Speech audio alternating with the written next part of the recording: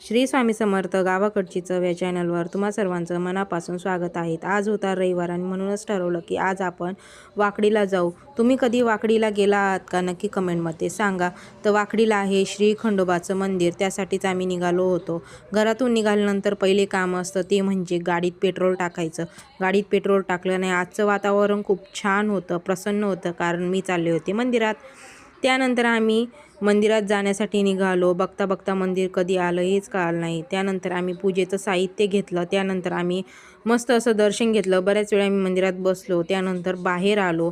बाहेर आल्यानंतर आरूला काही खेळणी घेतली, कारण तिचा बाहेर गेलं की खूप हट्ट असतो, मला हे पाहिजे ते पाहिजे, आणि आम्ही तिचा हट्ट पुरवत असतो, कारण एकुलती एक लेक आहे, तिचा हट्ट पुरवायलाच पाहिजे असं मला वाटतं।